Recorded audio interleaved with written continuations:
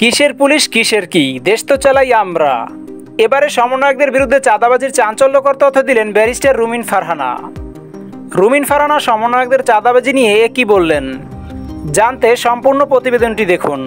দেশের বিভিন্ন জায়গায় সমন্বয়কদের চাঁদাবাজির বিষয়টি উঠে আসে, তাই এই সমন্বয়ক নামটি এখন ধীরে ধীরে আতঙ্কের হয়ে দাঁড়াচ্ছে। বিভিন্ন জায়গায় সমন্বয়কদের পরিচয় দিয়ে দেশে চাঁদাবাজি চলছে। কে সমন্বয়ক আর কে সাধারণ তা বোঝাই যায় না, কারণ চাঁদাবাজি করতেই যেন দিচ্ছেন সমন্বয়কদের পরিচয়। এই নামটি ব্যবহার করে যে পার পেয়ে যাচ্ছে দেশের মধ্যে অপকর্ম করে বেড়ানো সকল চাঁদাবাজরা, এবং ধরা পড়লে দেখাচ্ছেন উল্টো মামলা দেবার ভয়।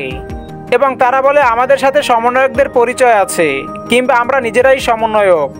তাছাড়া কোটা আন্দোলনকারী সমন্বয়কদের পরিচয় দিয়ে বলেন কিসের পুলিশ, দেশ তো চালাই আমরা। তারা চাঁদাবাজির মতো অপকর্ম করে যেন হিরো সেজে চলাফেরা করছে। দর্শক, এতক্ষণ যা শুনছেন এটা আসলে সত্য নয়।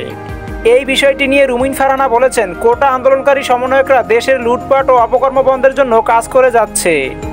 দেশের ভিতর বর্তমানে মিথ্যা সমন্বয়কদের পরিচয় দিয়ে কিছু অসাধু ব্যক্তিরা চাঁদাবাজির মতো অপকর্ম করে যাচ্ছে।